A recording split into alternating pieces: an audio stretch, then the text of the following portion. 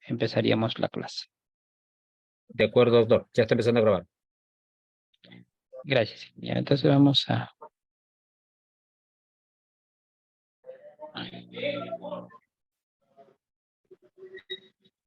¿Me confirman si logran ver mi pantalla? Vamos, doctor. ¿Sí? Sí. Ujú. Muy bien. Entonces, vamos a dar inicio. Hoy tocaremos el curso de análisis clínico.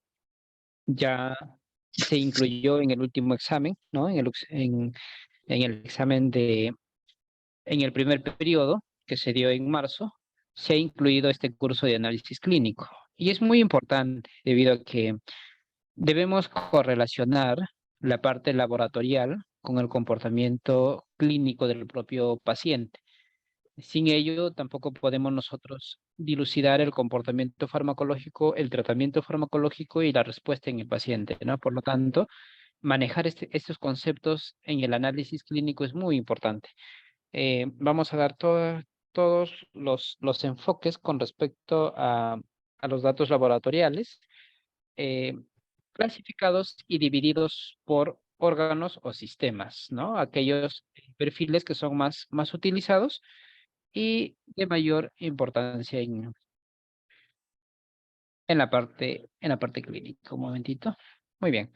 Entonces vamos a dar inicio. Ya ustedes me conocen, soy Wilder Bolaños Vargas, ya conmigo hemos desarrollado la clase de farmacología incluso. Entonces, ya, ya no habría razón de ser incluso de la presentación. Entonces, vamos a empezar con la parte de la hematología clínica. En este apartado tenemos la serie roja, la serie blanca y la serie plaquetaria, ¿no? Entonces son tres series importantes que se derivan de una producción específica, ¿no? Entonces, y tiene una importancia clínica muy alta, se podría decir, en la respuesta del paciente. Vamos a ver. Empezamos con la serie roja. La serie roja está compuesta por quienes, entre ellos tenemos a los glóbulos rojos, y de acuerdo al comportamiento de los glóbulos rojos, vamos a determinar algunos parámetros importantes. ¿Cuáles son los de mayor importancia o los que se debería tener en cuenta en los análisis de laboratorio? Todos, por cierto, son importantes, ¿no? Sin embargo, cuando hacemos un screening o pedimos algunos exámenes de laboratorio, nos centramos en algo principal. Uno, para no desperdiciar, por ejemplo, los reactivos.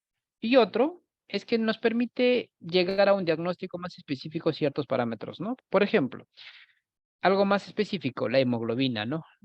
La hemoglobina que debería estar entre 15 más menos 2, es decir, para hombres entre 13 y 17, va a depender mucho también del tipo de laboratorio, ¿no? Los reactivos que utilizan los laboratorios tienen parámetros distintos, pero es un promedio de entre 15 más menos 2. Y para las mujeres, entre 14 más menos 2. Inferior a ello, entonces ya estamos hablando de una anemia, ¿no?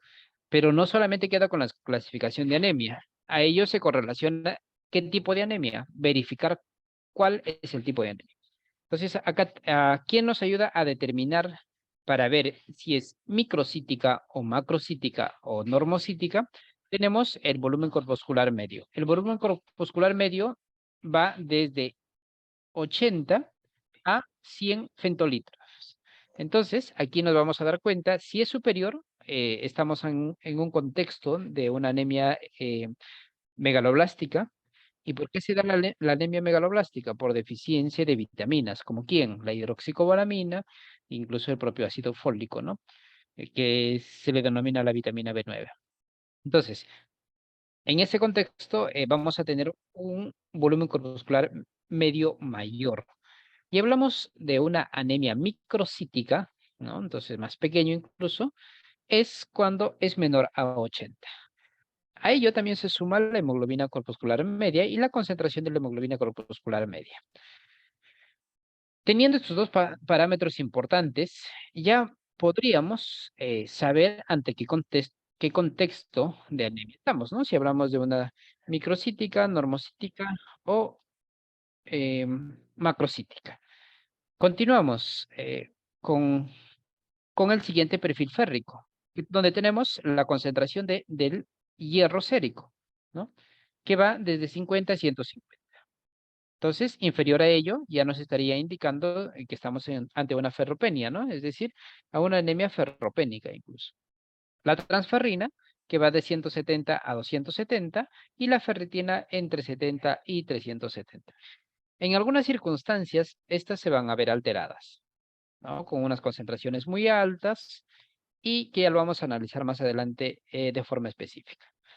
Entonces, cuando nos referimos al índice hematimétrico o corpuscular, tenemos volumen corpuscular medio, normal, entre 80 y 100, y si es inferior a 80, hablamos de una microcitosis, ¿no? Y aquí vemos microcitosis, normo y macro, ¿no? De 100 a 115, macrocitosis. Entonces, es importante ir determinando estos parámetros en los resultados de laboratorio. Y mayor a 115 es un megaloblastosis ya incluso. Esto es extremadamente grande.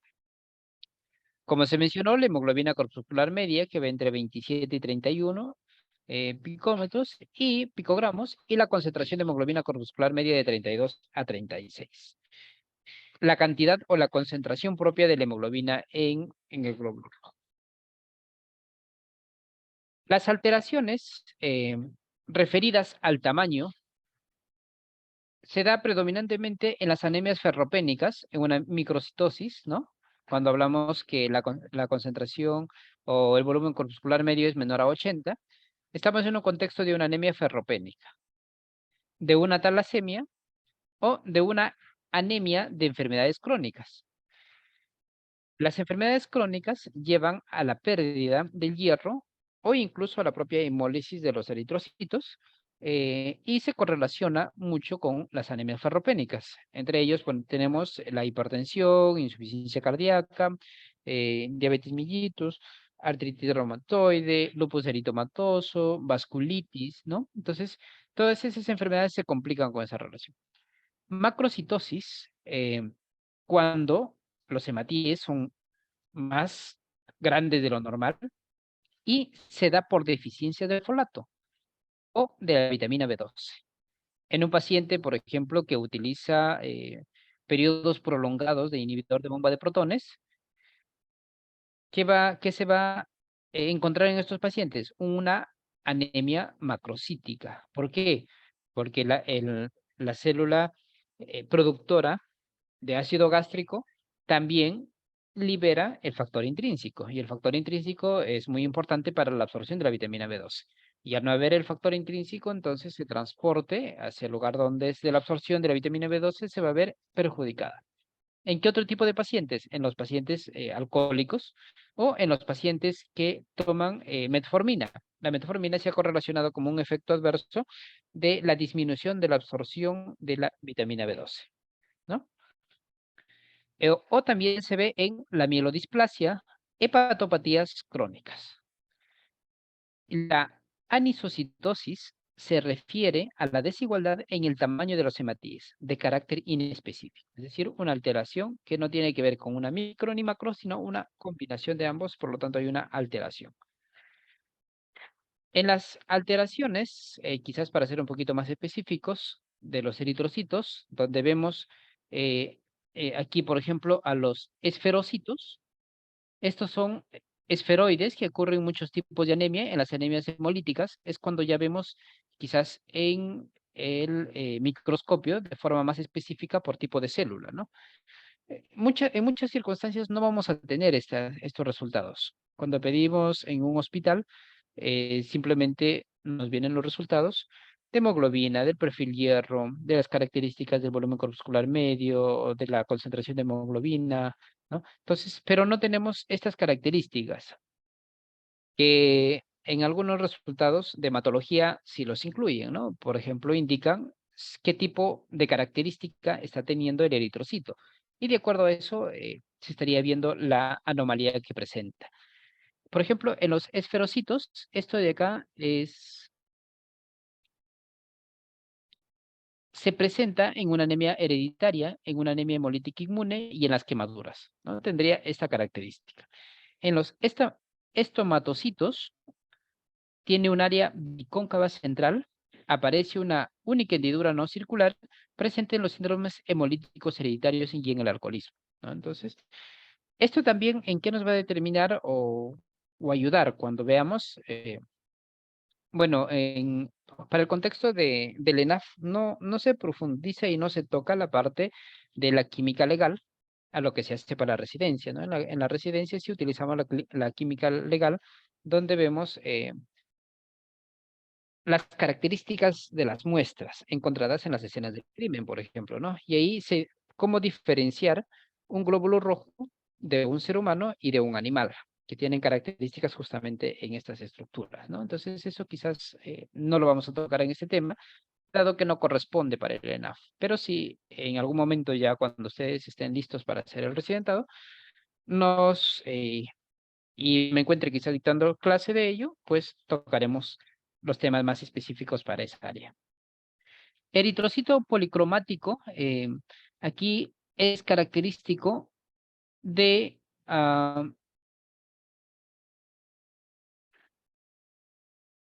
bueno, aquí puede ser algo deformes que no se presenta en un tipo de anemia, ¿no? No es específica. El punteado basófilo, esto sí quería llegar. En la parte de toxicología, ustedes han podido ver o se ha hecho mención de uno de los metales pesados. ¿De quién? Del plomo.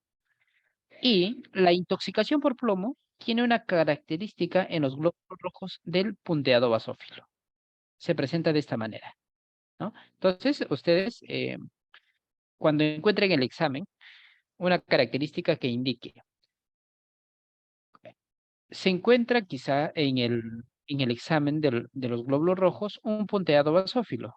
¿A qué tipo de intoxicación se relaciona? Entonces ya saben, ¿no? Al plomo. O incluso en las anemias graves. Pero el principal, si hablamos de toxicología, es el plomo. Los sidrocitos, ¿no? Se caracteriza por presentar una o más gránulos a distribución despareja que contiene hierro y se reconoce por la reacción positiva con el azul de Prusia. ¿En qué tipo se ve también? En el saturnismo. El saturnismo también es una característica o se le conoce a la intoxicación por plomo, ¿no? O talasemia.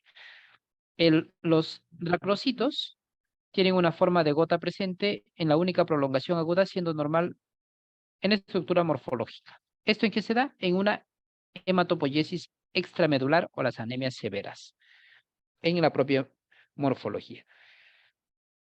Acantocitos, ¿no? Glóbulos rojos que tienen unas finas prolongadas en superficie, ocurre como anormalidad hereditaria, como un metabolismo anormal de los fosfolípidos, ¿no? Como les estaba indicando, esto es más específico para el diagnóstico de las alteraciones hereditarias o los estudios hematológicos más a profundidad. Los anillos de Cabot, ¿no? En las anemias severas, anulocitos, que se presenta con una palidez central, los cuerpos de Joly, que son restantes nucleares que aparecen con una inclusión azul densa, y en una anemia megaloblástica, por ejemplo. Drepanocitos, en las anemias hemolíticas hereditarias. Aquí en una anemia hemolítica hereditaria sería por la deficiencia de glucosa 6-fosfato, que ya ustedes van a determinar en la parte de la bioquímica. Eliptocitos, que tienen una forma elíptica, que están presentes en las enfermedades hereditarias. Espinocitos, ¿no? Esto indica una alta concentración de la propia de urea en sangre. Dianocitos se caracteriza por tener una área central citoplasma coloreada debido a la presencia de la hemoglobina en algunas enfermedades también hereditarias de talasemia y enfermedades hepáticas. En las alteraciones propias de la coloración se refiere con la cromemia y nos referimos a una hipocromía cuando los hematíes pálidos que se tipian debidamente se asocian con una anemia ferropénica, ¿no? Por ello a veces se indica una anemia con hipocrónica, que se le llama hipocrómica, o microcítica, entonces característico de una anemia ferropénica, por ejemplo. La policromatofilia, presencia de hematíes basófilos por persistencia de un sistema reticular, hematíes jóvenes, propios de las anemias regenerativas, ¿no? Y en los otros términos de las inclusiones eritrocitarias, como ya lo vimos anteriormente, el punteado basófilo que se presentaba en las características de la intoxicación por plomo o llamado también saturnismo. Entonces, en los metales pesados, o principalmente por plomo, se encuentra esta característica del glóbulo rojo. Muy bien. Con todo ello, vamos a determinar entonces la clasificación de las anemias, porque eso es importante reconocerlo. Nos referimos a una anemia para su clasificación según el volumen corpuscular medio y los reticulocitos. Basados en el volumen corpuscular medio, tenemos microcítica. Microcítica cuando era mayor a 80, ¿verdad? Si es menor a 80, es microcítica. Si es regenerativa, estamos ante una anemia ferropénica en tratamiento. Una anemia ferropénica en tratamiento. Anemias hemolíticas congénitas. Y si es arregenerativa, estamos ante una anemia ferropénica, una infección, inflamación crónica o una intoxicación por plomo. En el proceso de una infección, se activa la hepcidina, ¿no? Y con ello lleva a la mayor acumulación del hierro sérico y por lo tanto, en algunos contextos se va a encontrar anemia, ¿no? Una hemoglobina baja. ¿Por qué? Porque el hierro está como un proceso de defensa natural acumulado en los depósitos de hierro.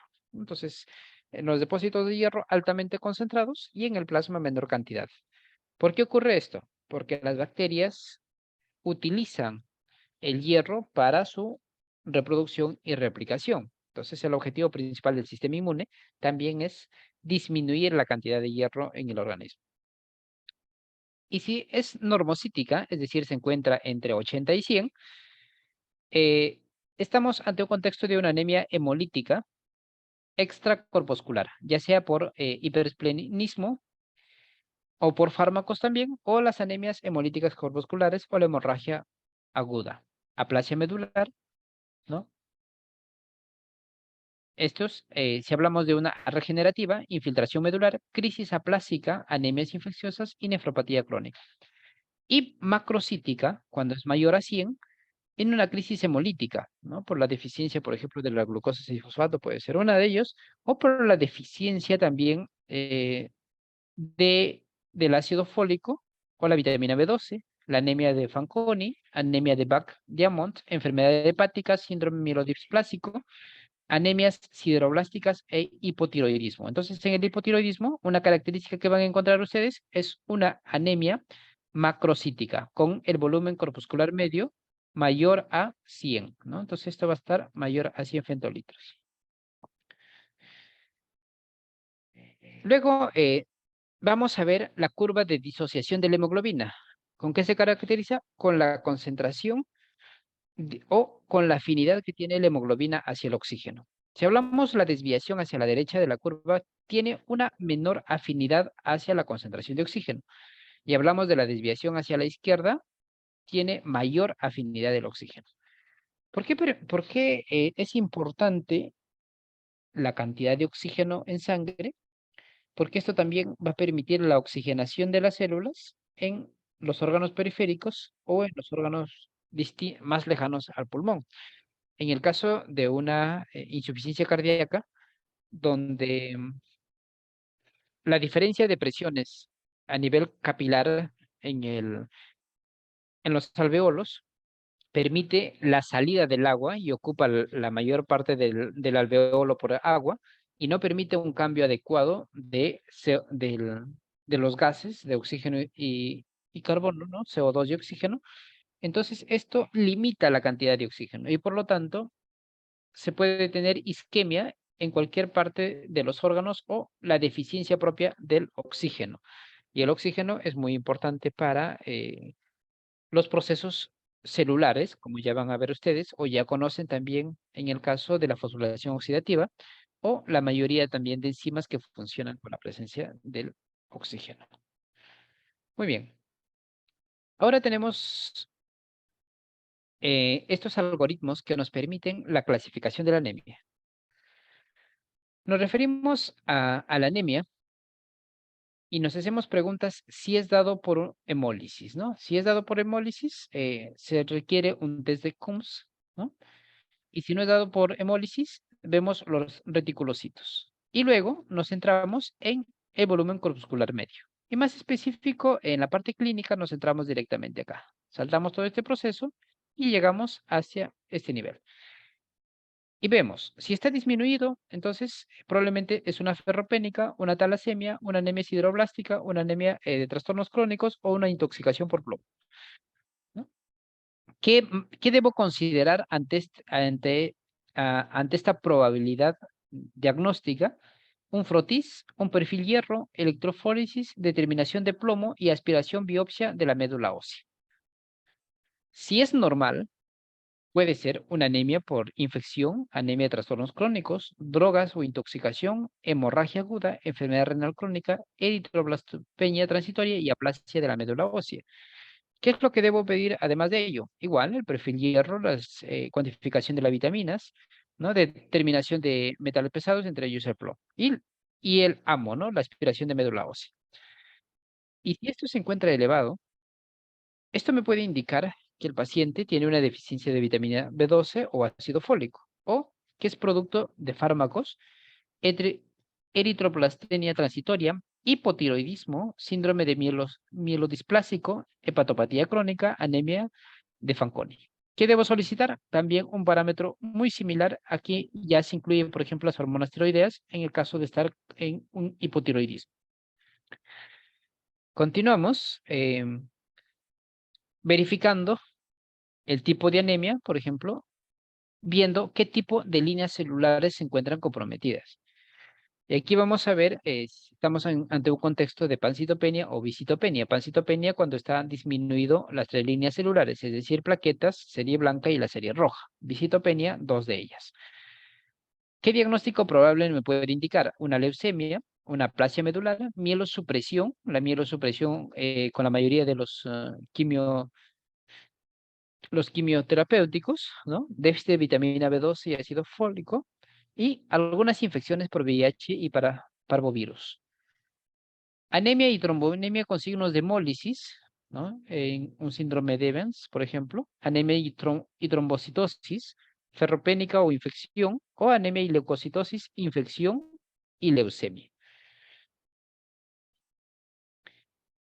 Pasamos a la serie blanca. En la serie blanca, en el hemograma vamos a tener a estos 5 componentes: mastocito, linfocito, neutrófilos, eosinófilos y basófilos.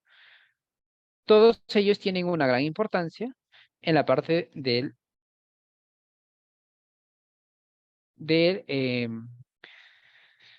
la parte inmunitaria. Entonces, vamos a empezar primero a reconocer. En las preguntas probablemente les pueden indicar cuáles son los componentes de la serie blanca que son granulados o los granulocitos, ¿no? Y ahí viene el llamado VEN, basófilo, eosinófilo y neutrófilo. Estos son los granulocitos. Entonces no se pueden olvidar, ustedes pueden indicar, refiriéndose a esto como granulocitos porque tienen gránulos en su estructura y se caracterizan por el acrónimo VEN, basófilo, eosinófilo y neutrófilo. Y los otros ya son los linfocitos y los monocitos. Ambos, estos se llaman agranulocitos, ¿no? Entonces no tienen gránulos y en conjunto todo ellos son los leucocitos. Y por otro lado que teníamos ya a las plaquetas, ¿no? Que le llevarían a los trombocitos incluso. Entonces, vemos, los leucocitos tienen una valoración entre 4.5 a 11. Superior a ello, estamos a un contexto de leucocitosis, que es característico en el caso de las infecciones, e inferior a ello en una leucopenia. Los neutrófilos pueden ser valorados entonces como un recuento absoluto o un porcentaje. algunos laboratorios van a dar por porcentajes y para tener una data más específica tendríamos que convertir. Tendríamos que convertirlos, ¿no? Tendríamos que convertirlos a sus valores absolutos o incluso algunos datos laboratoriales ya nos permiten dar tanto en porcentaje como valor absoluto. Los linfocitos de 1 a 5, los monocitos de 0.4 a 1.3 y los eosinófilos de 0.2 a 0.6 y los basófilos en 0.0 a 2. Y acá les voy a preguntar a ustedes, ¿en qué contextos aumenta los eosinófilos? ¿No? Algo característico quizás, como para ir recordando.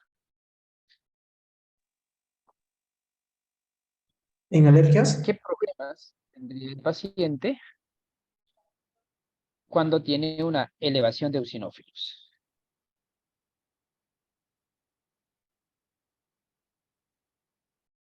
¿Pueden comentar por el chat?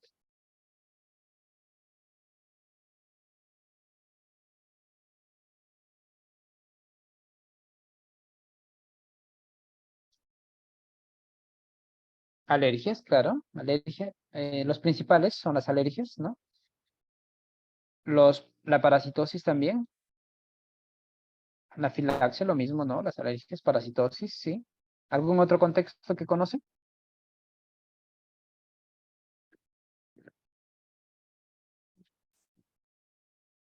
Ya, sí, es correcto. Eh, También hay elevación en algunos tipos de vasculitis, ¿no? Vasculitis asociadas a ANCA positivos, las vasculitis con eosinofilia, elevación de eosinófilos, la propia asma y el EPOC, en el EPOC en sus exacerbaciones, ¿no? Cuando las exacerbaciones un poco más complicadas, donde ya requiere una triple terapia o doble terapia, entonces también hay elevación de los eosinófilos. ¿Por qué hacemos énfasis? Porque estos es más específico que ustedes les van a preguntar, porque es uno de los característicos, ¿no? Elevación de eosinófilos. Por el caso de la parasitosis y por el caso de las alergias, que es algo más conocido.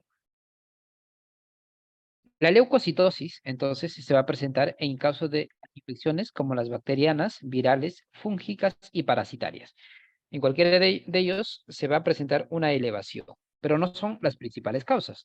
Estos son hablando en infecciosas. En las no infecciosas, y no debemos confundirlo siempre con una infección, y por lo tanto, si no hay otros marcadores de fase aguda o marcadores o los reactantes de fase aguda elevados, no deberíamos iniciar solamente por leucocitosis, por ejemplo, tratamiento antibiótico, ¿no? ¿Por qué? Porque también en el dolor agudo, en el proceso inflamatorio con la genosis, situaciones poshemorrágicas, hipertermia no infecciosa, quemaduras extensas, la propia gota, leucromocitoma, neoplasias sólidas y hematológicas conllevan a una elevación de leucocitos. Hay que tener bastante cuidado entonces, ¿no? Incluso en el coma diabético, intoxicaciones por metales pesados, monóxido de carbono, uno de ellos, por ejemplo, también hay elevación de leucocitos o en el tratamiento con fármacos. Tengan cuidado cuando está utilizando el paciente los corticoides, ¿no? Entonces, quizás también aquí el factor de crecimiento, los factores de crecimiento de las líneas celulares, por ejemplo, el filgrastim, ¿no? Entonces, también van a presentar elevación de leucocitos y no necesariamente puede ser de una infección.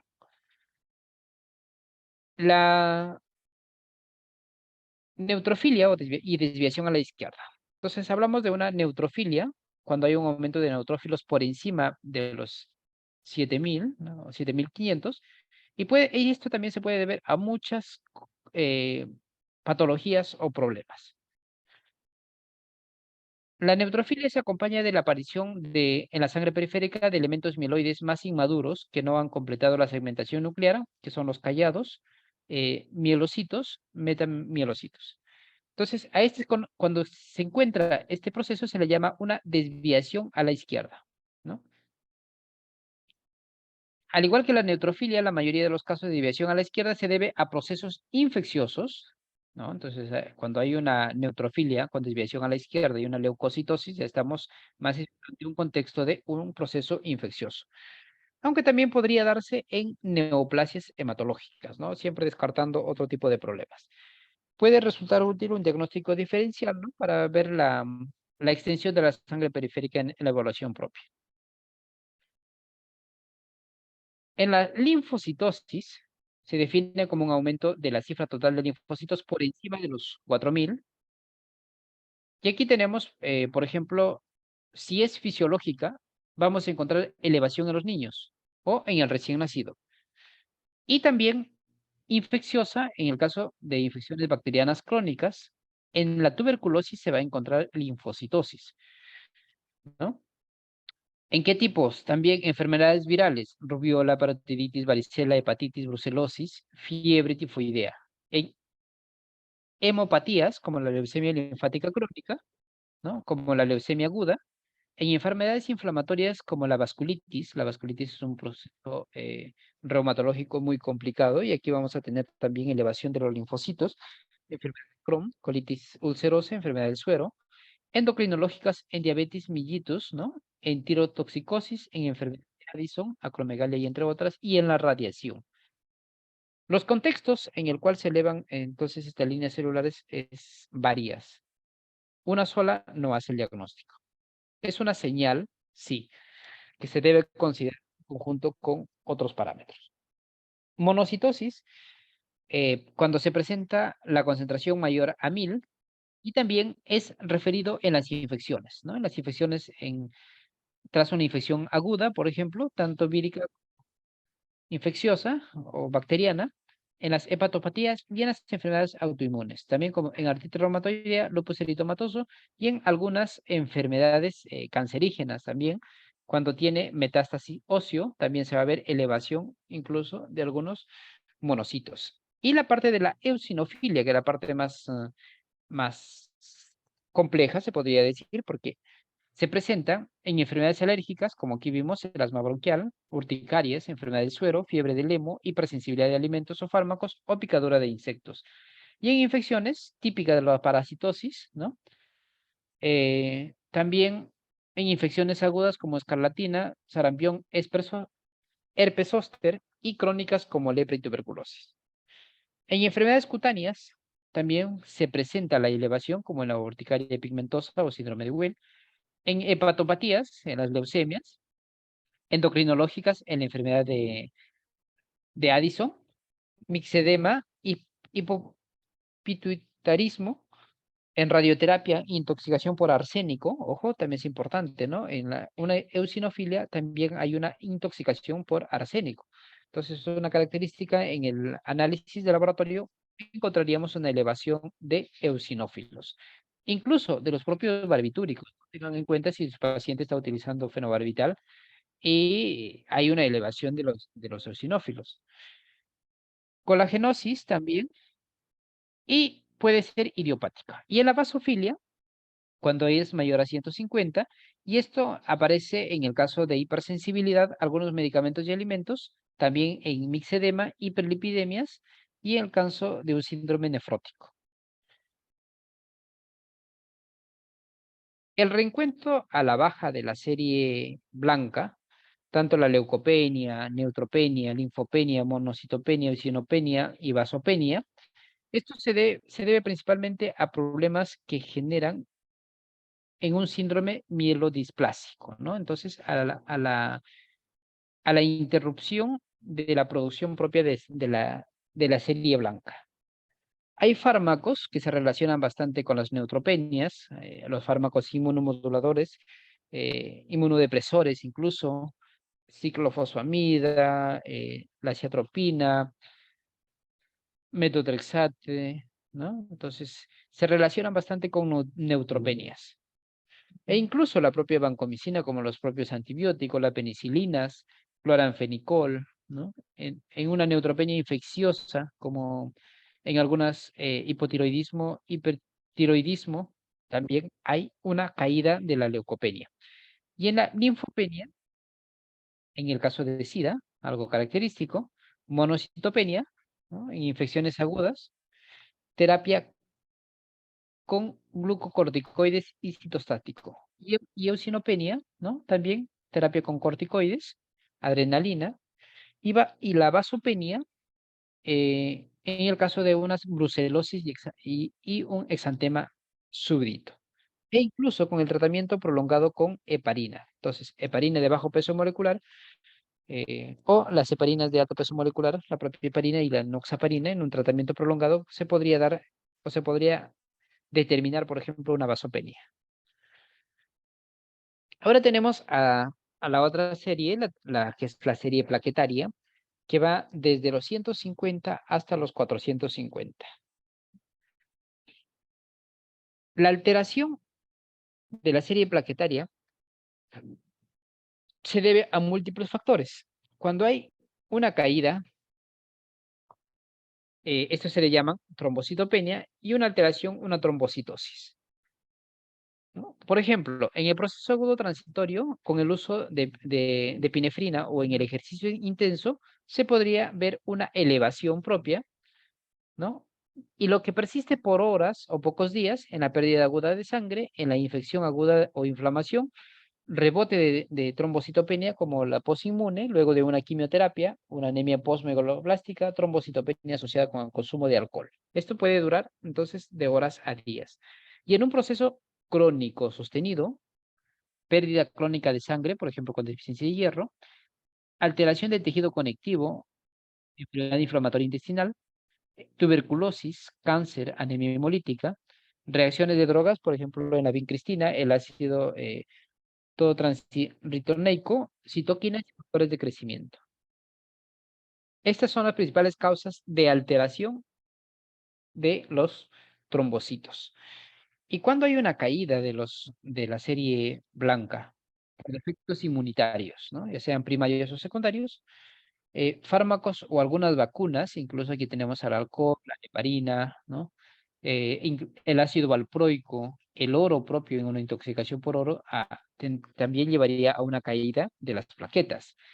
La infección por estafilococo, Streptococcus, tuberculosis, Helicobacter pylori, la malaria, disfunción de la médula ósea en la mielodisplasia, enfermedad hepática, hiperplenismo, deficiencias hematínicos, como deficiencia de vitamina B12, deficiencia de folato, hemólisis microangiopática específicas en el embarazo, como una trombocitopenia gestacional, ¿no? Entonces, la alteración también tiene que ver con múltiples causas.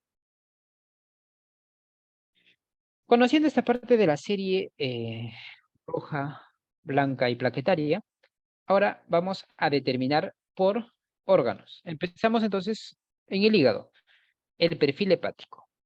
Entre los exámenes de rutinas, en el uso de fármacos o cualquier otro de ellos, es importante determinar el perfil hepático. El perfil hepático nos ayuda a comprender muchos procesos, ya sea de intoxicación, dado que es el órgano eh, que lleva de 90 a 95% de la biotransformación de tóxicos y el metabolismo de fármacos y alimentos. Entonces, tiende a tener múltiples consecuencias cuando la droga o el xenobiótico es hepatotóxico. ¿De qué se compone el perfil hepático? Bilirrubina total, bilirrubina directa, bilirrubina indirecta, la TGO, la TGP, la fosfatasa alcalina, proteínas totales y la albúmina. Lo vamos a determinar. Quizás para conocimiento, ¿no? La albúmina en algunos laboratorios va de 3.5 a 5.5, en otros de 3.2 a 5.5 y aquí, por ejemplo, que consideran 3.8 a 5. Entonces, por encima de 3 y por debajo de 6 los valores normales de la albúmina. Este es un parámetro importante que se considera mucho. ¿Por qué? Porque en el contexto de una hipoalbuminemia se va a ver alterado la farmacocinética de fármacos que tienen alta unión a proteínas plasmáticas. ¿Y cuál debe ser el porcentaje mínimo para considerar un ajuste o a tener cuidado o monitorear los fármacos? Que represente una unión a proteínas plasmáticas mayor al 80%. Si es 30, 40% la unión a proteínas plasmáticas, quizás no sea significativa en una hipoalbuminemia moderada a leve, pero sí quizás en una grave, ¿no?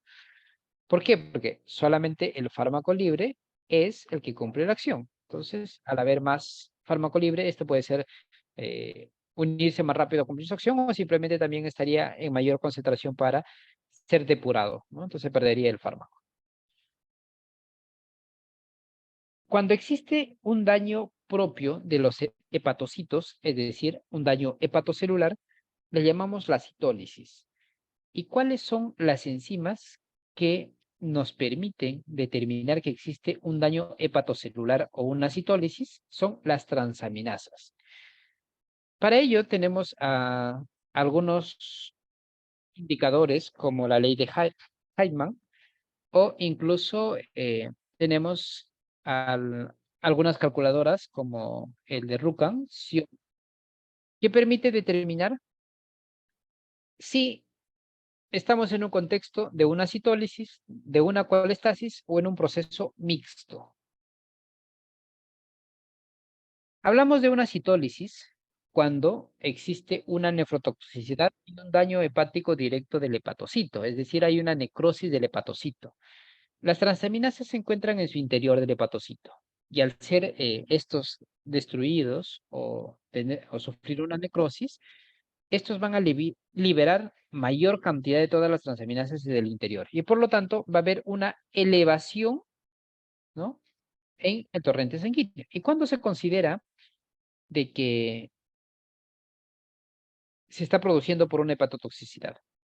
Cuando es el valor de 3 veces, de 3 a 5 veces el límite superior normal, es decir, por encima de 33, de 3 a 5 veces. Ya podría indicar de que existe un daño hepático específico. En el aumento progresivo podría monitorear, pero si ya encuentro una valoración de 5 a 10, incluso si es por fármaco, ya podría suspender. Para la AST, del mismo modo, de 3 a 5 veces el límite superior normal, es decir, de 3 a 5 veces este valor.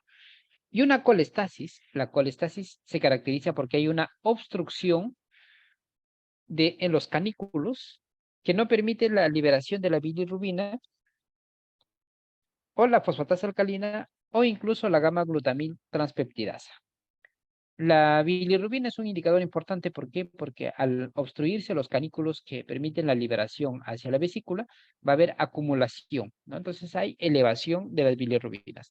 La fosfatasa alcalina se produce directamente en los canículos y si existe un problema en los canículos o hay una alteración propia, entonces hay liberación de esta enzima y también de la glutamil transpeptidasa. Otra alteración que ocurre es en la síntesis. En la síntesis, ¿quiénes se ven perjudicados? Los tiempos de coagulación. Y acá les pregunto a ustedes, ¿cuáles son los factores de coagulación producidos en el hígado y que se verían alterados ante el contexto de una hepatotoxicidad?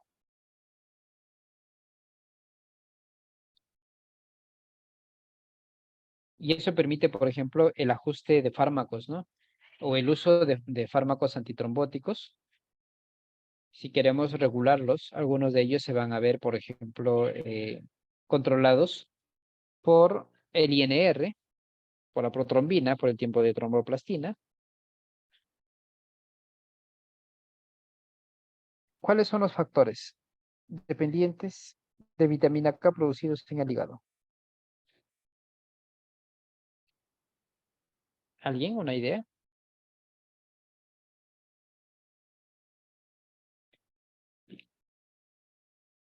1 y 2, ¿seguros? 2,19, factor 10. ¿Quién da más? ¿Quién da menos? Factor 7. Si lo juntamos, ¿cuántos son?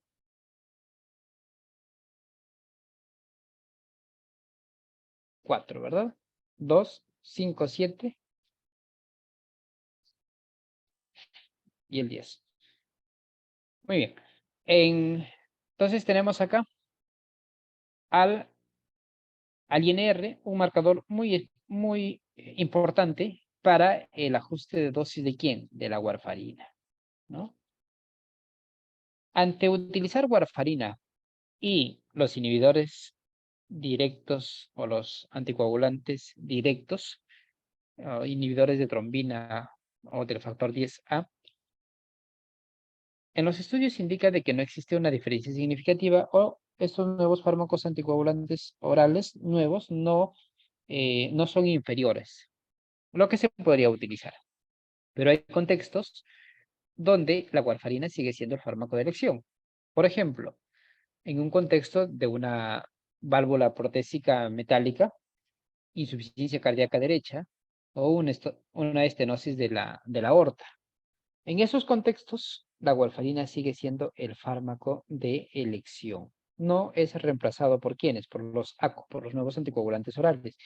¿Quiénes son esos nuevos anticoagulantes orales? Apixaban, Rivaroxaban, ¿no?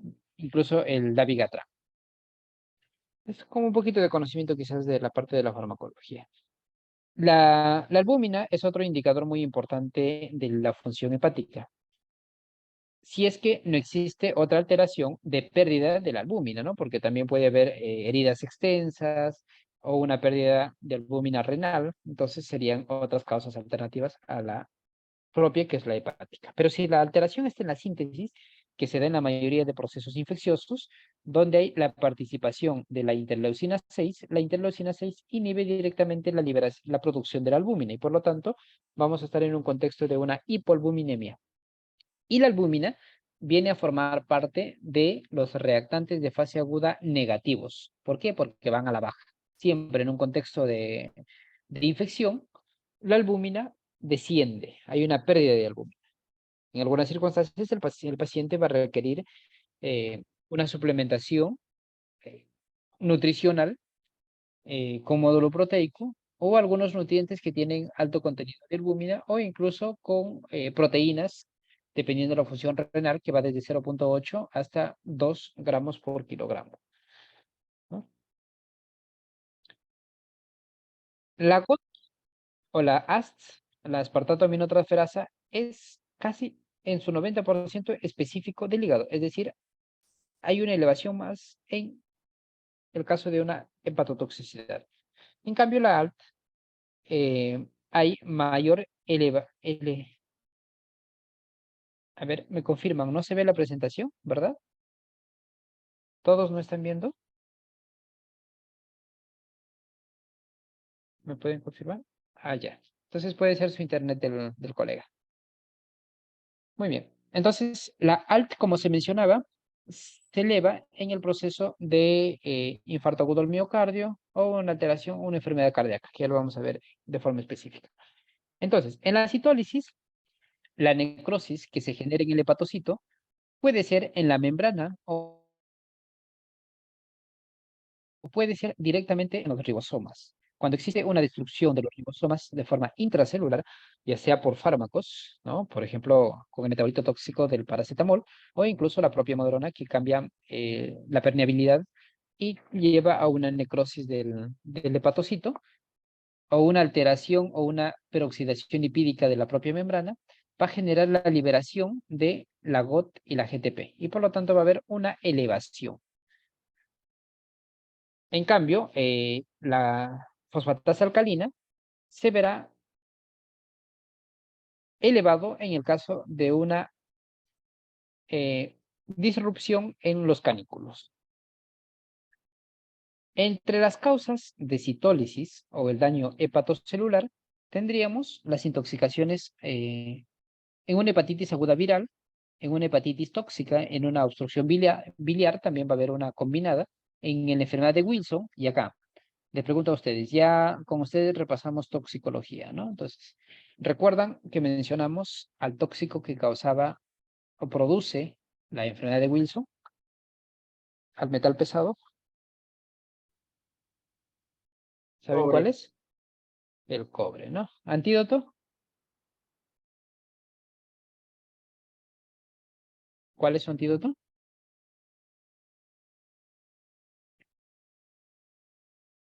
Las causas de daño hepático también pueden darse por el alcohol los fármacos, los hepatotóxicos. Y entre los fármacos más hepatotóxicos tenemos a la amoxicilina de ácido clavulánico, no por la amoxicilina, por el ácido clavulánico, ¿no? Entonces es uno de los principales. ¿Quién más? El fenobarbital también es un hepatotóxico muy conocido. A ellos se suman múltiples fármacos que también causan daño hepático, como los fármacos antituberculosos, ¿no? Que producen en la mayoría un daño hepatocelular, es decir, un daño citosólico. Y la enfermedad de Wilson, como mencionamos, algunas enfermedades autoinmunes también incluso. Estos son los principales fármacos que producen una DILI o un daño hepático inducida por fármacos. Antihipertensivos, entre ellos los IECA, los ARA, antimicrobianos, ¿no? Como las quinolonas, cipro, isoniazida, ketoconazol, piracinamida, rifampicina y tetraciclina. Quimioterapéuticos, imatinib, metotrexate. También algunos fármacos antiinflamatorios, ¿no? Algunos fármacos utilizados en psiquiatría e incluso otros como la amiodarona, que son antiarrítmicos de clase 3, baclofeno y algunos suplementos hepáticos. En algunos pacientes que utilizan dietas a base de hierbas o plantas, se ha visto que tienen una alteración o daño hepático, ¿no? Y eso se vio mucho, por ejemplo, en los que utilizaban los Herbalife, ¿no? Porque tenían en su contenido algunas sustancias que producían daño hepático, ¿no? Y a veces se ha progresado mucho y se ha dejado de lado incluso, donde es una rama importante de la farmacovigilancia también. Pero debemos tener en cuenta el momento de tomar la muestra, porque puede haber elevación de las transaminasas sin existir un daño hepático. ¿Y eso de qué va a depender? De la raza, en el momento del día, la variación de días, el índice corporal medio, las comidas, el ejercicio, la propia anemia, daño muscular y condiciones de almacenamiento. ¿Ya? Continuamos con la alteración entonces de la colestasis, cuando hay alteración de la bilirrubina. Indicamos que es una prehepática cuando hay una elevación de qué? De la indirecta, es decir, una sobreproducción en el caso de una anemia hemolítica, una hemólisis de los glóbulos rojos, mayor liberación entonces de la bilirrubina o deficiencia de glucosa sin fosfato. Y cuando es hepática, hay elevación tanto de la bilirrubina indirecta como de la directa. En la directa, por alteración en el transporte y excreción, obstrucción biliar y necrosis hepatocelular. Y la poshepática, esto va a indicar solamente una elevación de la bilirrubina directa. ¿Por qué? Por una obstrucción biliar, un daño extrahepático en el conducto biliar.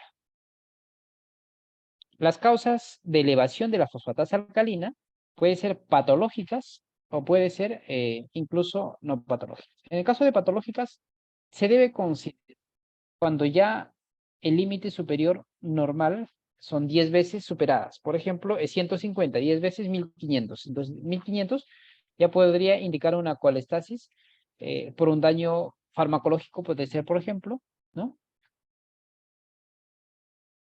La elevación de la gamma-glutamil aminotransferasa también tiene una utilidad.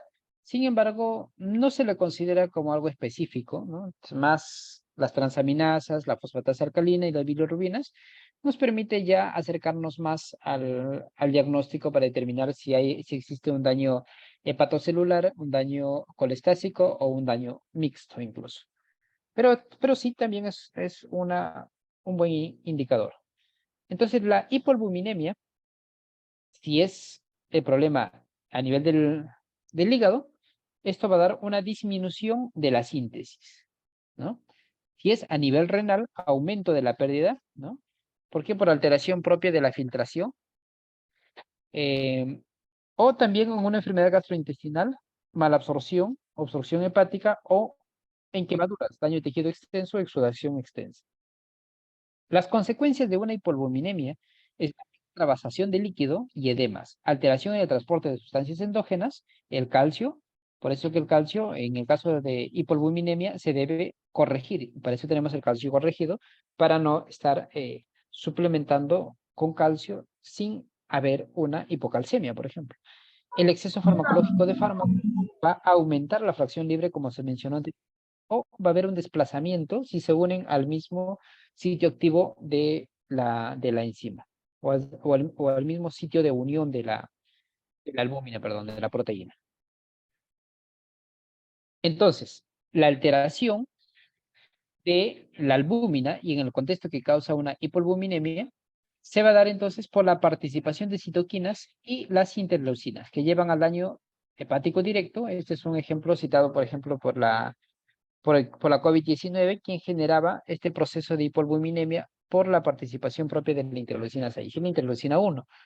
¿No? ¿A qué procesos conlleva? A anormalidades en las transaminasas, a incluso alteraciones de dislipidemia o en la disfunción de la síntesis de la albúmina. Entonces, todo lo que genera este tipo de interleucinas. Entonces, las interleucinas interfieren en múltiples factores de la producción tanto de transaminasas como de la producción de la propia hipoalbuminemia. Acá les dejo como ejemplos para que ustedes revisen ya a detalle los fármacos que pueden producir una colestasis, ¿no? La colestasis, recuerden que no es el daño directo en el hepatocito, sino en el conducto que transporta los desechos ya del hígado hacia la vesícula biliar, o el daño directo en ese conducto.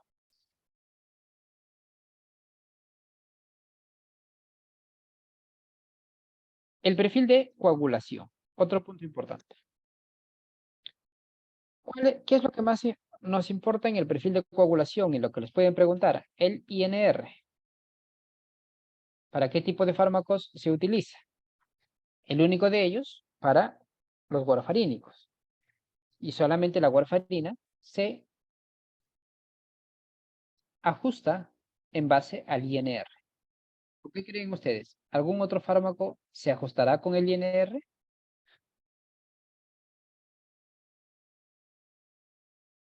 ¿O solo la warfarina?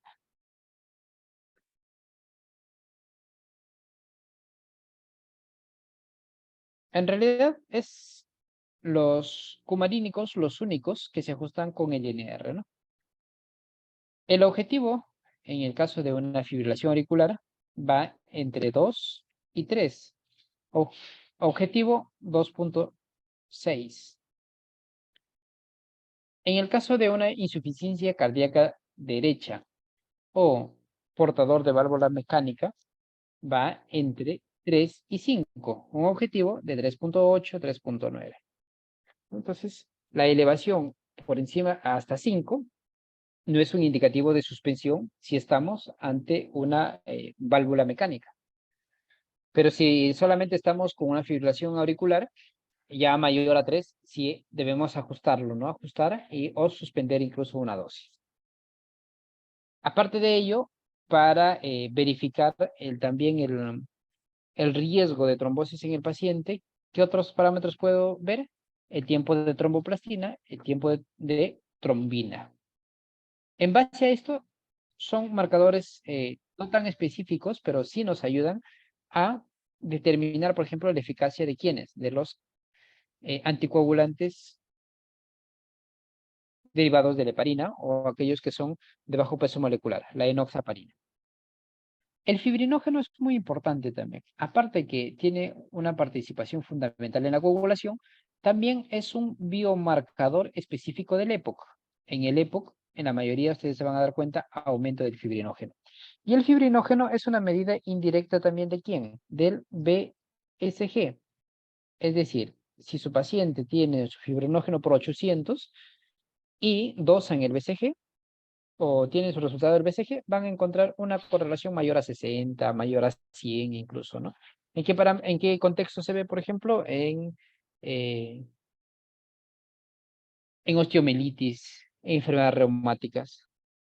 El dímero D, muy importante, para determinar el riesgo de formar trombos también en el paciente, y en base a esto también a iniciar la anticoagulación.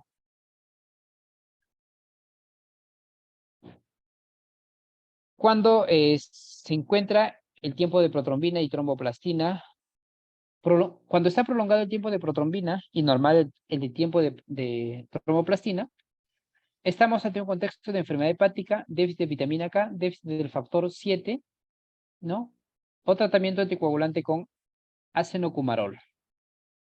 Si el tiempo de protrombina y el tiempo de tromboplastina, el trombina está normal y el tromboplastina prolongado, disminución del factor 8, 9 y 10, enfermedad de von Willebrand, presencia de anticoagulante lúpico, anticuerpos dirigidos contra un factor específico. Y si el tiempo de protrombina está prolongado y el tiempo de tromboplastina está prolongado, hay una disminución del factor 1, el factor 2, 5 y 10. Y puede darse también una enfermedad hepática grave. Y si ambos se encuentran normal o ligeramente prolongado el tiempo de tromboplastina, puede corresponder a una homeostasia normal o puede ser alguna señal de déficit de algunos factores también de la coagulación. Continuamos entonces ahora con el perfil renal. Y este es algo muy importante para ver la función renal del paciente, el ajuste de fármacos, cuando el paciente va a entrar a diálisis, cuando es candidato o no, la progresión de la enfermedad renal crónica, la progresión de la enfermedad renal aguda, e incluso de la propia injuria renal aguda, ¿no? De los AQUIS. Entonces, en base a eso, ¿qué es lo que nos sirve para determinar la tasa de filtración glomerular? La creatinina sérica y también la creatinina en orina, pero la más importante quizás acá para algo de rutina y más rápido, la creatinina sérica, ¿no? Que va desde 0.9 a 0.2 o incluso en las mujeres de 0.5 a 0.8, ¿no? Varían, entonces un máximo de 1.2. Mayor a ello, entonces ya estamos ante una elevación propia de la creatinina. En los hombres, ¿por qué está aumentado? Porque hay mayor masa muscular. La creatinina viene del metabolismo de la creatina. ¿Y esto viene de dónde? De las proteínas musculares, ¿no es cierto? Entonces, también es una correlación. La dieta, la alta ingesta de carnes rojas, suplementos de creatinina en el caso de deportistas, o incluso por drogas, la alteración. La inhibición de la secreción tubular de creatinina. ¿Quién? El trimetropin. El trimetropin, por ejemplo, en muchas circunstancias lleva a indicar de que está existiendo un aquí, elevación de creatinina. ¿Por qué? Porque hay una inhibición de la secreción tubular. Y esto lleva ya a una alteración propia del riñón. O aumento de la producción de creatinina. ¿Quién lleva a aumentar la producción de creatinina? Corticoides y metabolitos de la vitamina D.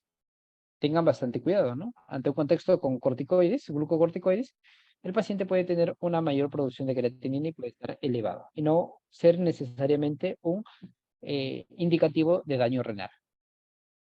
La disminución, la malnutrición severa, hipertiroidismo crónico, distrofia muscular, parálisis muscular y dermatomiositis.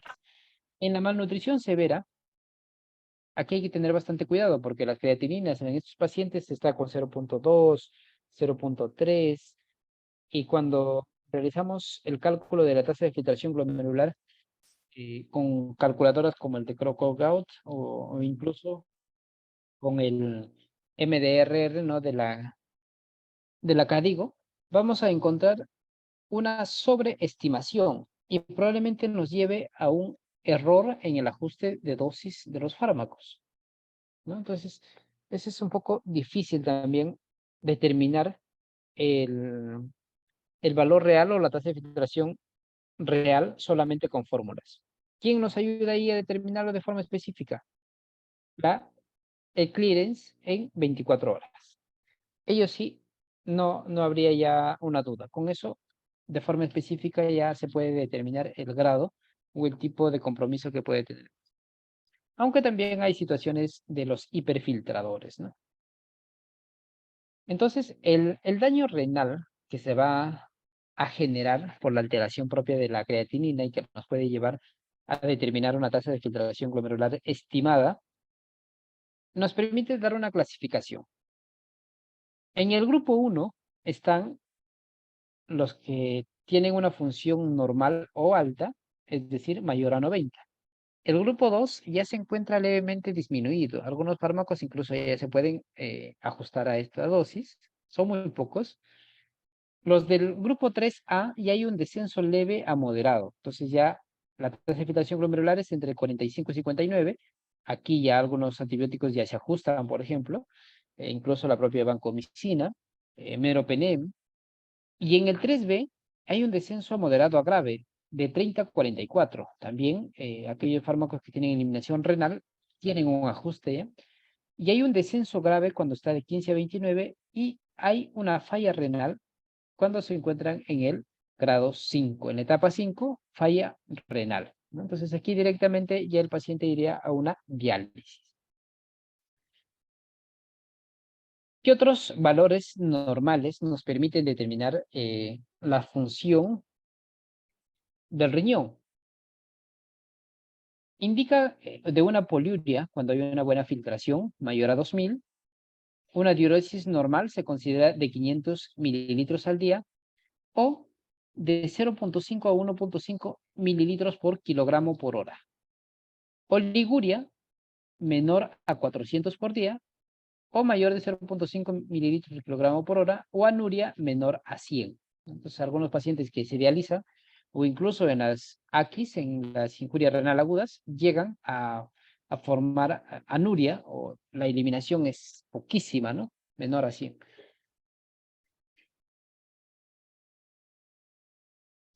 La fórmula entonces que se utiliza para ajustar la dosis de fármacos es el Crocus-Gault. Ojo, ¿por qué se utiliza esta fórmula? Porque todos los nomogramas, los estudios de fase 2 de investigación se hacen en base a esta fórmula. En cambio, para hacer el diagnóstico y la clasificación de daño renal, se utiliza el CKDEPI, ¿no? CKDEPI, el MDR de la CADIGO. Los valores de creatinina, que también varía bastante por laboratorios, ¿no? Y otro valor importante aquí también, la urea. Siempre el aumento de creatinina va acompañado del aumento de azoados, de la urea. Nitrógeno ureico en sangre también, que es un indicativo. También es importante saber clasificar la insuficiencia renal aguda o el AQI, ¿no? Si estamos en un AQI 1, AQI 2, AQI 3, dependiendo de la clasificación, hay tres tipos, ¿no? Puede ser con los criterios Rifle, Akin o la CADIGO. La que más se utiliza, por ejemplo, la CADIGO. Cuando hay un aumento de 1.5 a 1.9 veces del basal, ya estamos ante un estadio 1. O una creatinina que aumentó en 0.3 sobre el basal. O la diuresis es menor a 0.5 mililitros por kilogramo por hora, durante de 6 a 12 horas. Estamos ante un AQI 2 cuando ha aumentado del basal 2 a 2,9 veces por encima de ello. Y un AQI 3 cuando ha aumentado 3 veces el valor basal. Entonces, es uno de los criterios principales para determinar la insuficiencia renal aguda. ¿Se puede dar insuficiencia renal aguda sobre la enfermedad renal crónica? De hecho. Por ello, en algunos diagnósticos van a encontrar aquí sobre enfermedad renal crónica. Las causas de la insuficiencia renal aguda va a depender del lugar donde se está generando. Por ejemplo, hablamos de una AQI prerrenal cuando hay una hipoperfusión renal, es decir, una disminución del volumen, una hipovolemia, disminución del gasto cardíaco, vasodilatación sistémica, vasoconstricción renal. ¿En qué contextos? Insuficiencia cardíaca, por ejemplo, uno de los principales causantes de una insuficiencia renal aguda prerrenal. Oliguria, aquí hay una diuresis concentrada de la orina. El tratamiento específico, sueroterapia, inotrópicos, si hablamos en el caso de una insuficiencia cardíaca, furosemida, corregir electrolitos y tratamiento etiológico. Y si es renal o parenquimatosa, es decir, el daño directo del parénquima renal, hay una lesión parenquimatosa por isquemia, por nefrotóxicos, fármacos nefrotóxicos, por ejemplo, vancomicina, colistina, aminoglucósidos, ¿no? los fármacos nefrotóxicos, la propia glomerulonefritis, vasculitis. ¿Cuál es el tratamiento? Sueroterapia, en algunos casos inotrópicos, furosemida, manitol, corregir electrolitos y el tratamiento etiológico. Es decir, retirar al fármaco sospechoso si estamos ante ese contexto.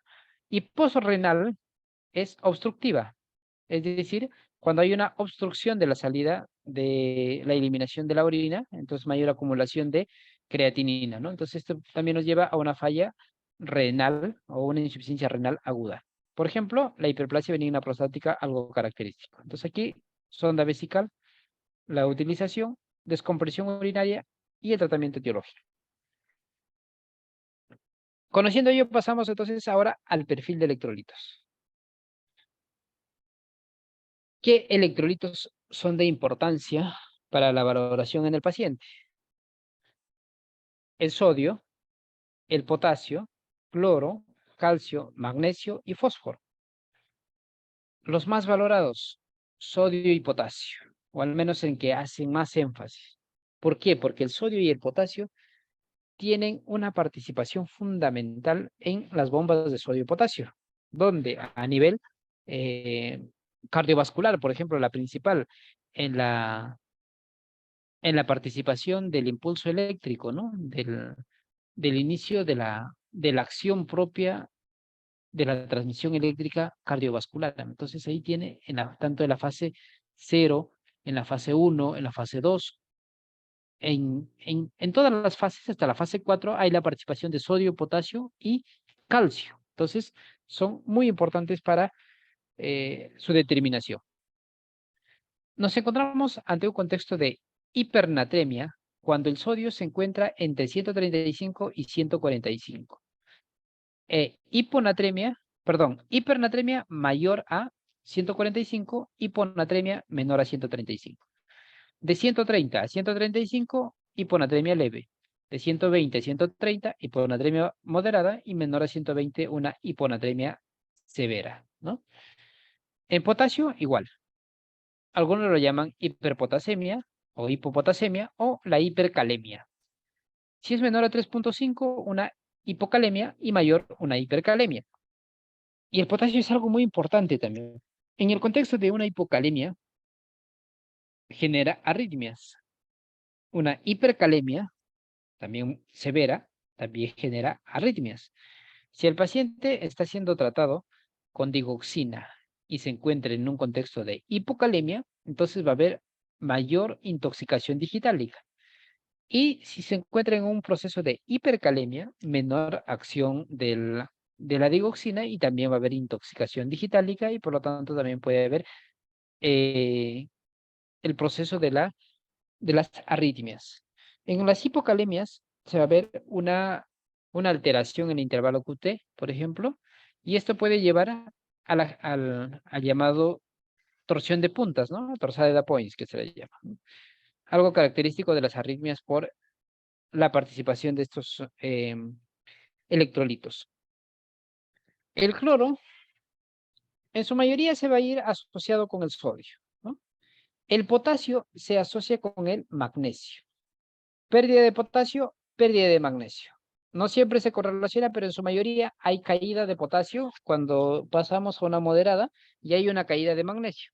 Por lo tanto, el ajuste no solamente es para potasio, sino también para magnesio, ¿no? Entonces, mayor a 2.5, hipermagnesemia, inferior a ello, hipomagnesemia inferior a 1.5. Y el fósforo, inferior a 2.5, hipofosfatemia y mayor a 4.5, hiperfosfatemia. Y la acumulación de fósforo también es uno de los indicativos para diálisis, ¿no? Si el paciente acumula mayor cantidad de fósforo, entonces mayor a 5, 7, incluso es un indicador alto de mortalidad también. Y acá le pregunto a ustedes, ¿cuál sería el antídoto o el fármaco que secuestra fósforo? ¿Saben?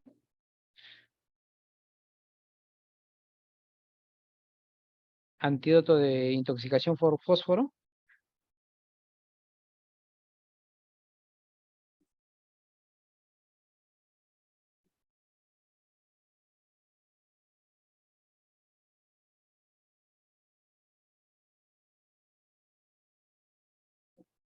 ¿Sí? ¿Alguien tiene una idea?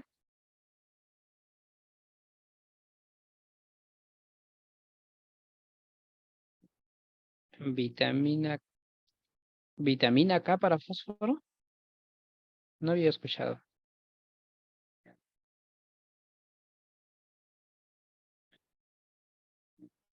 El quelante de fósforo utilizado es el cebelamero. Solamente secuestra al sodio, al fósforo claro, proveniente de la dieta, ¿no? Y una buena remoción de fósforo solamente se logra, por ejemplo, en una hemodiálisis mayor a 3 horas. De 3 a 4 horas ya hay una adecuada remoción de este electrolito, más el cebelamero por vía oral, que secuestra el sodio eh, por vía oral, ¿no? Entonces, eso también son la utilización en caso de una intoxicación por fósforo. Lo más importante, las causas de la alteración de la hiponatremia. Una sobre... Espera un momentito. Sobrehidratación puede llevar a una concentración baja de sodio en suero. El uso de diuréticos, la insuficiencia suprarrenal, el síndrome de Bartter e hiperesmolaridad diabética. Entonces, estos llevan a una hiponatremia, ¿no? Y esto va a depender también de la osmolaridad en el comportamiento propio de la orina. ¿Cómo se determina también el sodio? El potasio, perdón, puede estar bajo o puede estar normal o alto, ¿no? Y las causas de una hipernatremia, la deshidratación es una de las causas, ¿no? De aumentar la concentración de sodio, la diabetes insípida, la enfermedad de Cushing también es otra característica de hipernatremia. Y aquí este contexto que estábamos hablando hace un momento de la hipocalemia e hipercalemia, ¿no? Entonces, en la hipocalemia va a haber una alteración del electrocardiograma, ¿no? Y va a haber una depresión de las ondas T. Aquí tenemos en el electrocardiograma, por ejemplo, el ritmo sinusal que empieza en la aurícula con la onda P, luego viene la onda Q, R, S y aquí viene la T. Es lo normal que debería ir en este parámetro.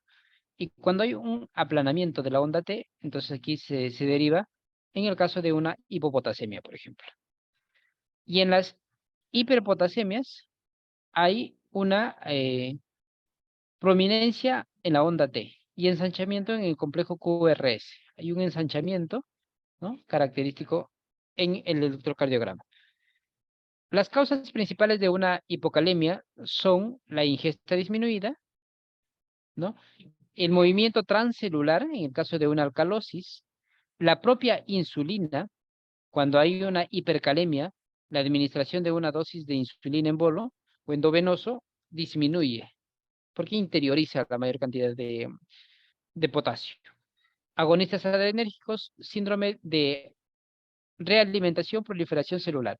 Y mayor excreción, ¿quiénes lo generan? Los diuréticos, la fase diurética de la lesión renal aguda, fármacos nefrotóxicos como la anfotericina. La anfotericina genera canales en las membranas celulares del riñón y por lo tanto pérdida de potasio, hipocalemia. La anfotericina desoxicolato es la más tóxica, la más nefrotóxica, pero la liposomal también genera, ¿no? Por lo tanto, el abordaje con pre y post hidratación con electrolitos es de principal importancia. Además, también hay pérdida, por ejemplo, en las diarreas, en abuso de purgantes, vómitos, aspiración gástrica y en el sudor excesivo. Y en el contexto de una hipercalemia, hemólisis, por ejemplo, contaminación con anticoagulantes, ingestión excesiva de potasio, movimiento transcelular del potasio y diuréticos ahorradores de potasio. Aquí tenemos tanto a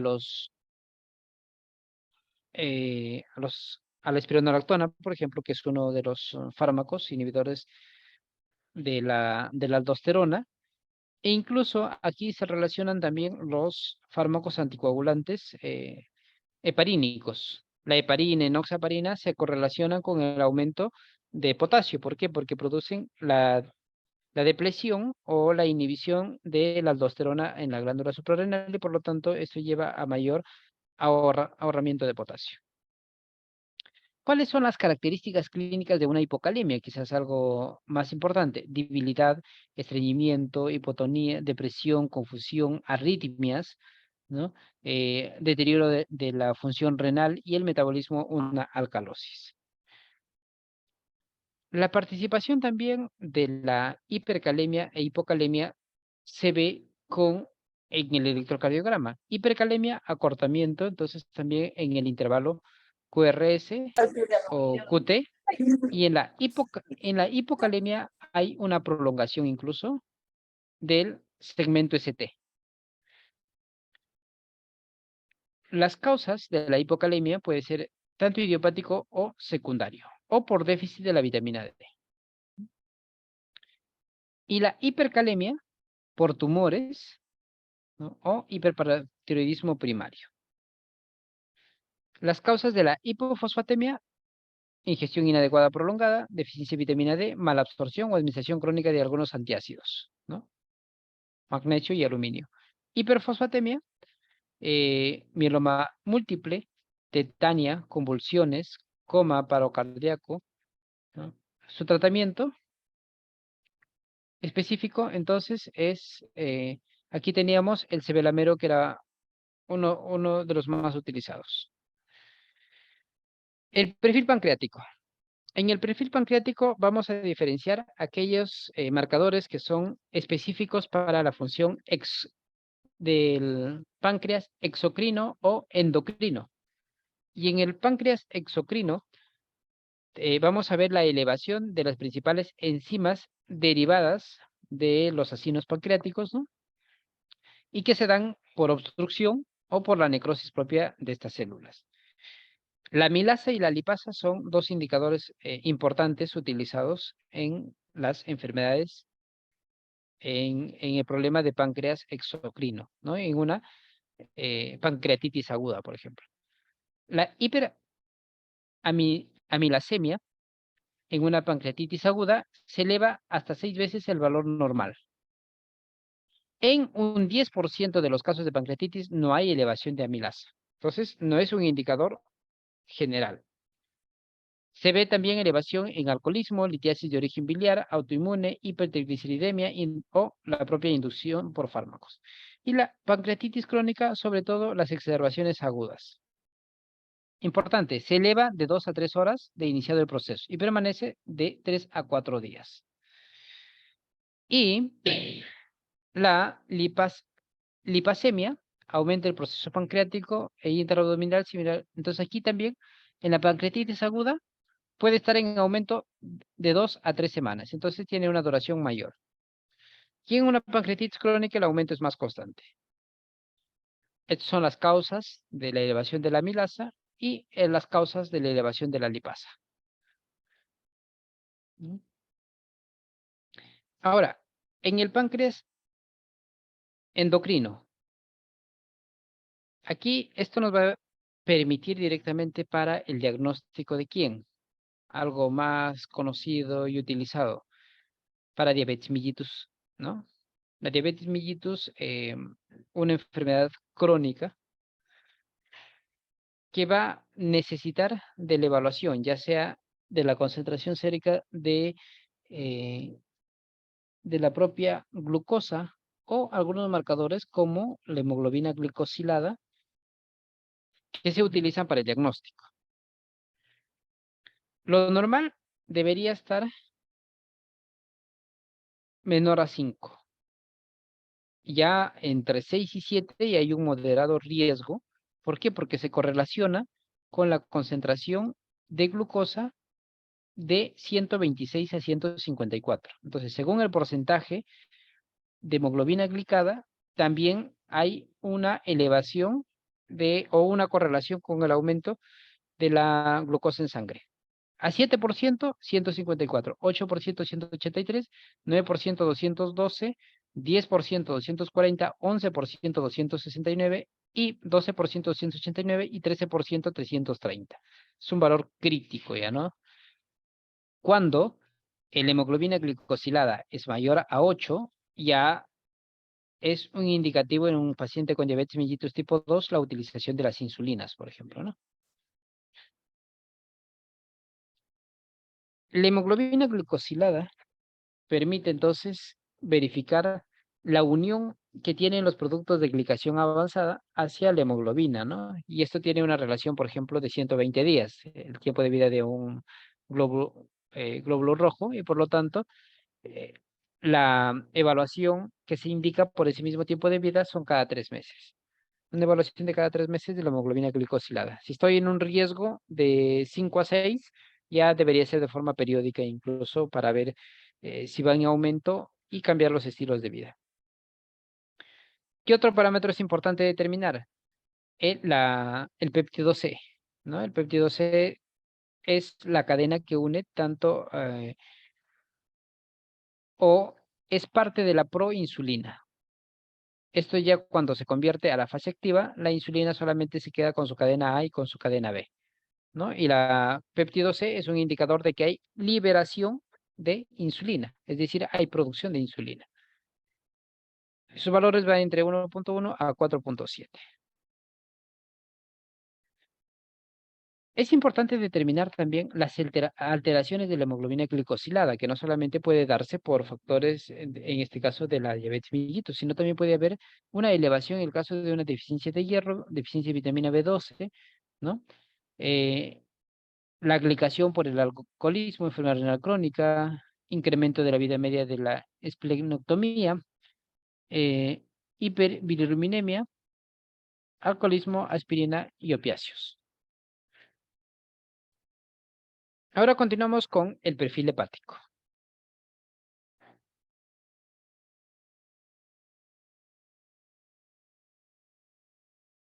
En el perfil lipídico tenemos la participación entonces de ¿quién? De las lipoproteínas. Y aquí, por ejemplo, vemos a la lipoproteína de baja densidad, llamado también el colesterol malo, y la lipoproteína de alta densidad, el colesterol bueno, el que ayuda a regresar esto hacia su metabolismo que es en el hígado, ¿no? ¿Por qué es importante determinar el perfil lipídico? Nosotros, desde que nos empezamos a formar en el vientre materno, ya tenemos la tendencia a la formación de placas. Es decir, ya nacemos con una cierta concentración de lípidos en las paredes de los vasos sanguíneos. Y por la mala calidad de vida o por la mala alimentación desde la niñez, esto es muy importante.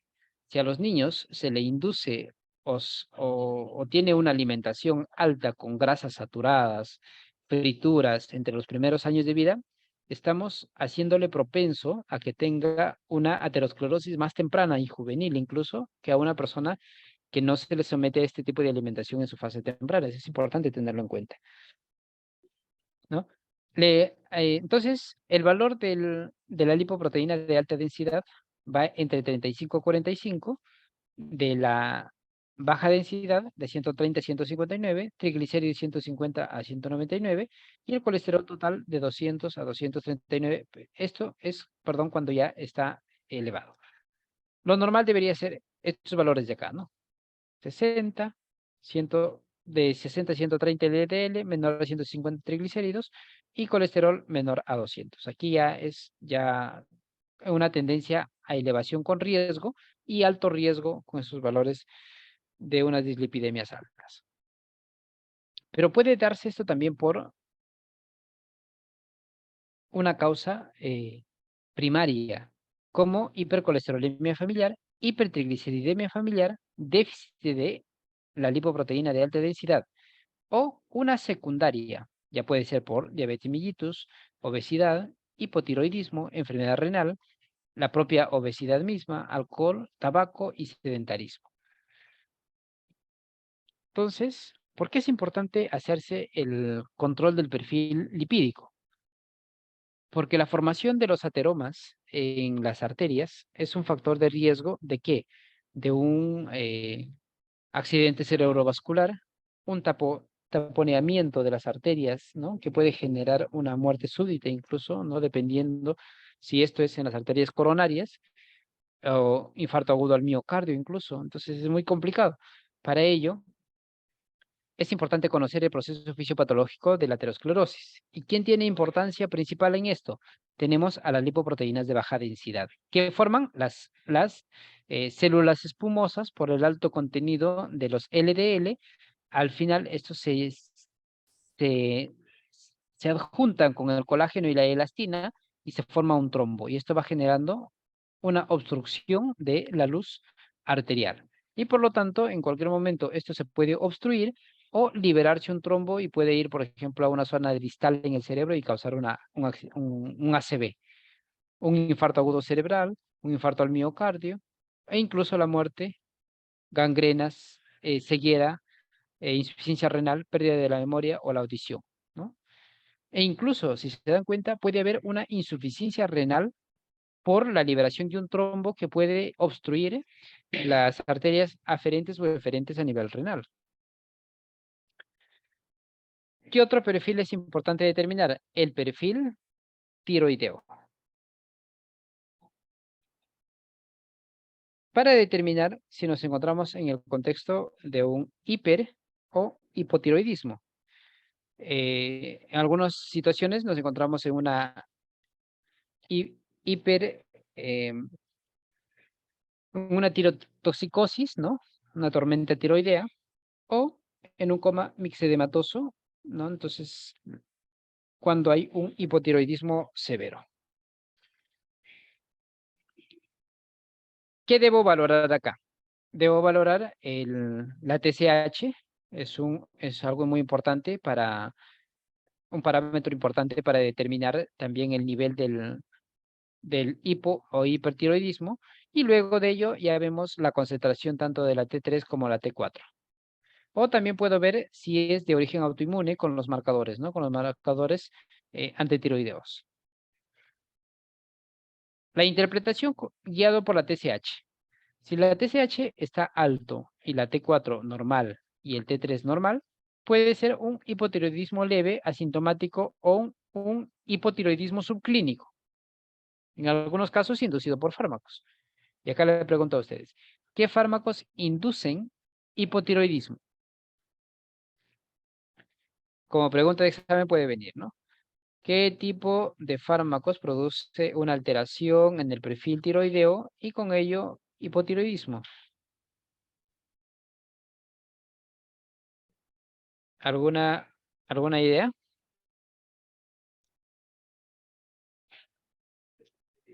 Ahí tenemos a un antiarrítmico de clase 3, por ejemplo, la miodrona, ¿no es cierto? ¿Por qué? Porque en su contenido tiene alto contenido de yodo. ¿Quién más interfiere con el yodo a nivel tiroideo? El litio, otro fármaco también conocido. La ¿Ya? interleuquina 2 también. El TSH elevado con el T4 bajo o normal y el T3 bajo o normal estamos ante un hipotiroidismo. Y si el TSH está bajo, el T4 normal y el T3 normal, estamos ante un hipertiroidismo leve. Y si el TSH bajo, T4 alto y el T3 alto, hipertiroidismo. Y si estos son bajos o normales, no representa una falla de tiroidea, puede haber un hipotiroidismo secundario ocasionado por baja estimulación de la hipófisis a la tiroides, ¿no? Entonces ya viendo otra causa secundaria. Ahora sí vamos a ver el perfil infeccioso, que es algo muy importante a reconocerlo, a tenerlo en cuenta, a valorarlo y el que se utiliza bastante para iniciar una terapia empírica o específica con antibióticos, ¿no? Y vamos a empezar. Bueno, no sé si ustedes han conocido esto. pero esta es la clasificación adecuada de los marcadores inflamatorios. Tenemos marcadores inflamatorios positivos y marcadores inflamatorios negativos. En los marcadores inflamatorios o en los reactantes de fase aguda positivos tenemos a la PCR, a la proteína C reactiva, que en un valor de 0 y 5, o algunos es menor a 0.40, que le llaman en los laboratorios, la procalcitonina de 0.0 a 0.0665, ¿no? La procalcitonina normal se produce en la tiroides, pero cuando hay una infección, un gen estimulante induce la producción a nivel sérico. Por ello, hay una alta concentración y es un marcador muy importante para la utilización de antibióticos e incluso ver la duración de la terapia antibiótica. El fibrinógeno también es un marcador positivo. La ferritina, la hepcidina, amiloide asérico, la tasa de sedimentación de eritrocitos, que va correlacionado con quién, con el fibrinógeno, y la aptoglobulina. Todos ellos participan o se elevan en un contexto de una infección. Y lo que disminuyen en el contexto de la infección es la albúmina y la transferrina. Entonces, en un paciente que está cursando con una bacteriemia, van a encontrar en el perfil hierro una transferrina menor a 20. Van a encontrar una elevación de la ferritina, ¿no?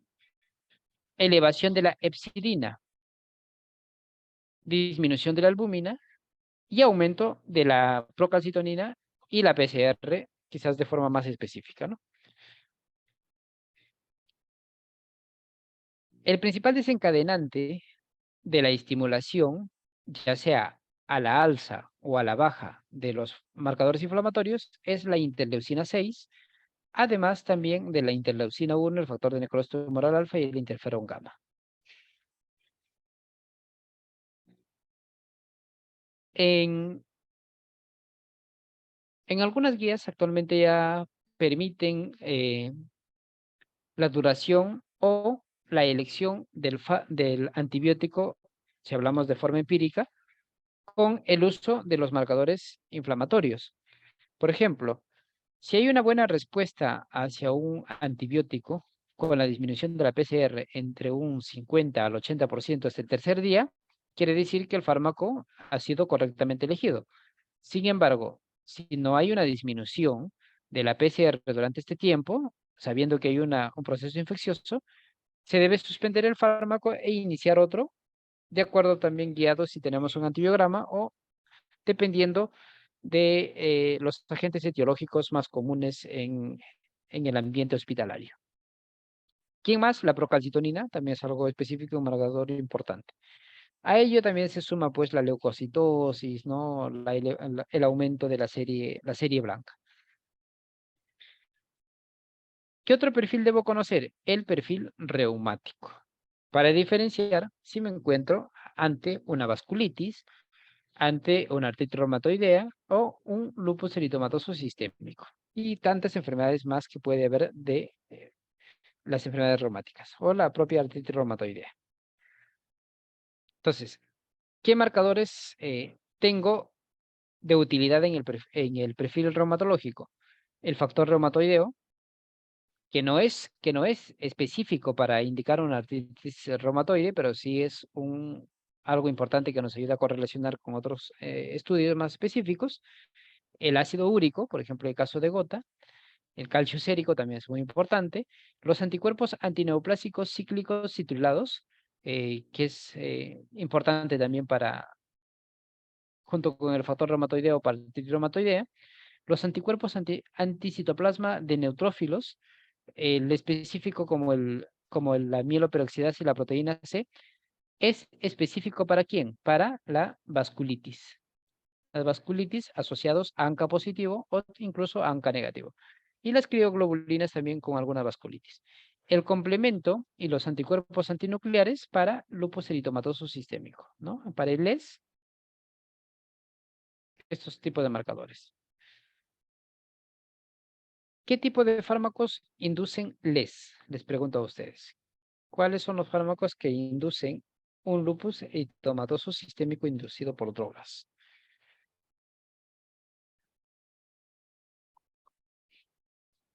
¿Conocen alguno de ellos?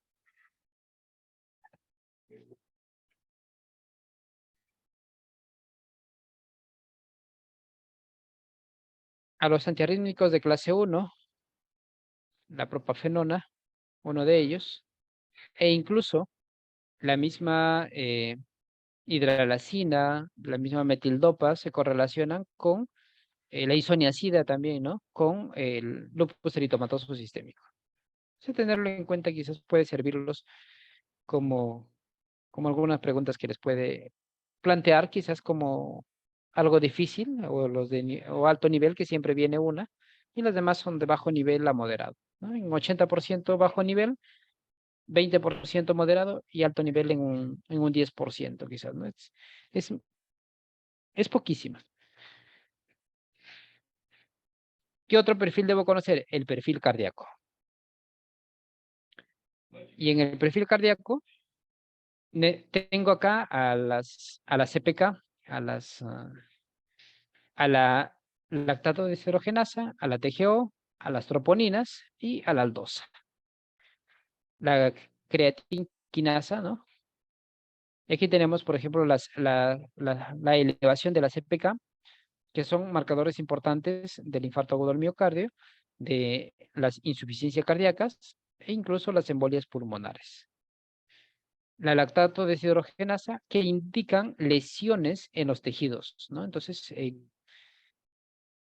en infarto agudo del miocardio se va a ver bastante elevación de la lactato deshidrogenasa. ¿Y por qué se ve elevación? Porque hay altas concentraciones donde en el corazón, pero también hay en el riñón, en el hígado, en el músculo. Es decir, si no hay un daño renal, puede indicar que puede haber un daño, si no hay un daño en el corazón, puede haber un daño en el riñón, en el hígado o en el músculo. Y aquí tenemos algo específico. Si podemos dosarlos, si hay aumento de la LDH1, indica más un problema cardiovascular o muscular o hemático. La 2 en el sistema retículo endotelial y leucocitos, la 3 en los pulmones, la 4 en los riñones y placenta y la 5 en el hígado y el músculo. Entonces, dependiendo del tipo de la lactato deshidrogenasa, voy a determinar dónde se está generando el daño.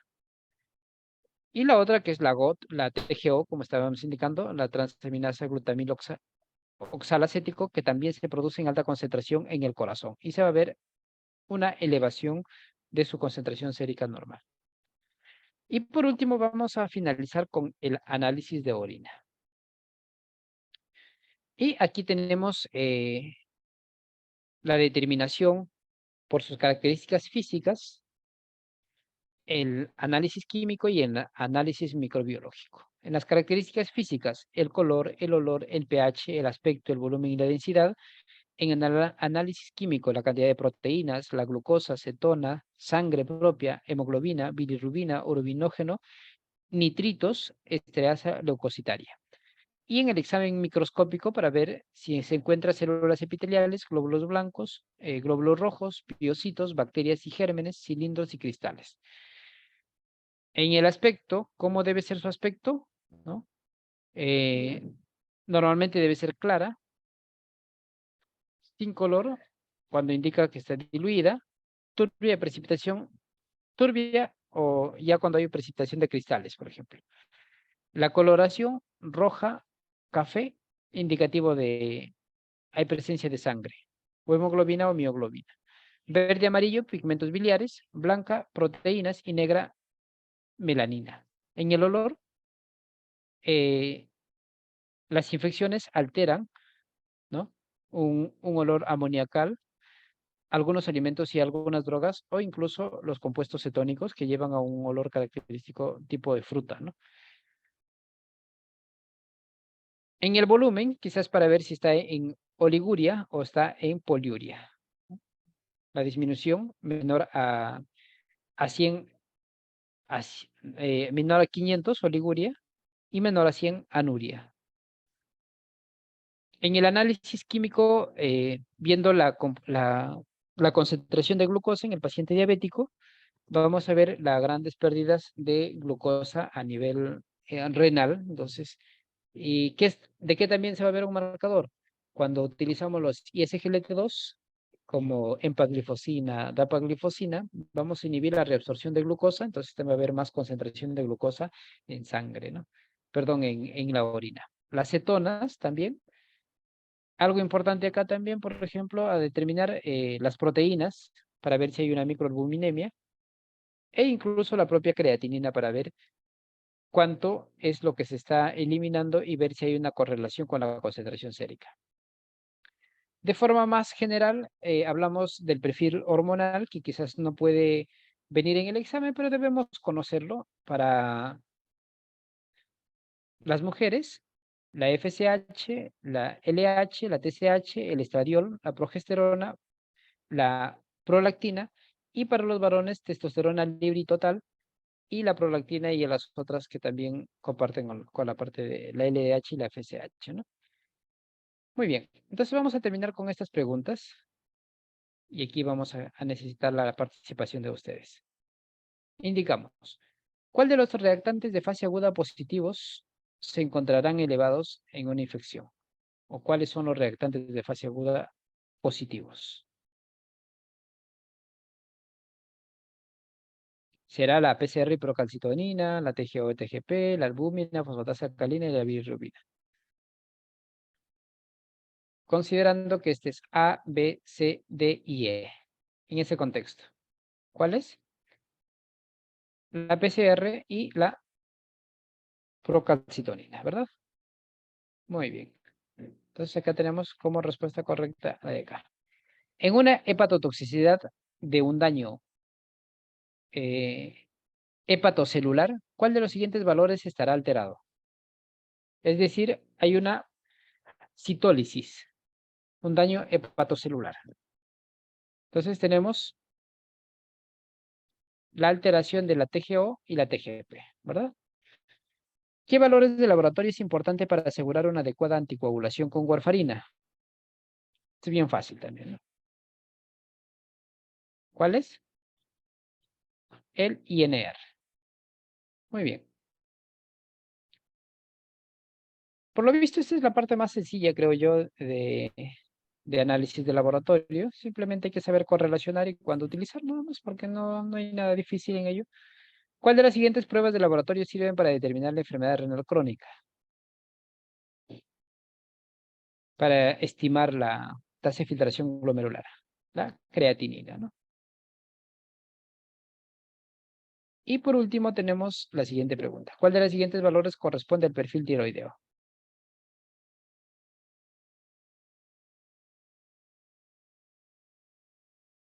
¿Cuáles son?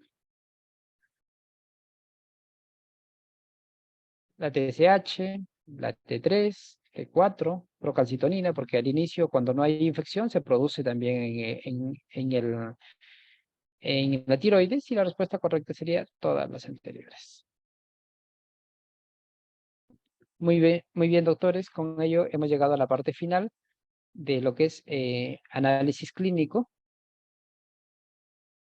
que es una parte muy importante que se ha considerado en el examen último del ENAF, ¿no? Entonces esto les va a servir mucho. Ya les voy a hacer llegar las diapositivas con todo el material también que les adjunté al ingeniero, y con ello ustedes van a tener toda la información para poder repasar de forma más sucinta y detallada en su repaso que realicen en casa. A seguir animándolos a que continúen con la preparación continua y sobre todo no olviden de buscar un poquito más adicional también a ello. Sí, les voy a enviar un libro adicional junto con las diapositivas. Muy bien, doctores, con esto llegamos a la parte final del curso programado para esta semana. Que tengan una excelente semana. Gracias, ingeniero. Con ello finalizamos la clase del día de hoy. Gracias, doctor Wilder. Buenas noches. Buenas noches, ingeniero. Buenas noches. Buenas noches, ingeniero. ¿Aló? Hola. Buenas noches. Sí, mire, tengo un inconveniente en cuanto para entrar al link. Al parecer no me han considerado en el grupo o algo para que me envíen el link. Entonces ya esta clase me he perdido casi una hora y por favor para que me puedan enviar también los materiales y el video de las anteriores clases. Puede enviarme en el chat, porfa. Todavía está grabando. Y Ah, ya. además en el correo, El chat es de comisiones, creo. a ver, un minuto. En todo caso, también al correo informática@cqfp.pe, su caso, para que vean, y para enviarle, obviamente, los materiales, ¿no? Y los videos también, el link. Sí, sí, Es un link en no. realidad, Sí, perdón. que puedan descargar. Sí, no tengo nada de eso hasta ahora y no, o sea, estoy fuera, parece ser porque estoy pidiendo a las compañeras, nada más. De acuerdo, Ya. Me dijo, perdón, informática. @cqfp.pe. Punto .pe. Sí, de Perú. Ajá. Informática@cqfp.pe. Sí, exactamente. Vale, vale. Bien, muchas gracias.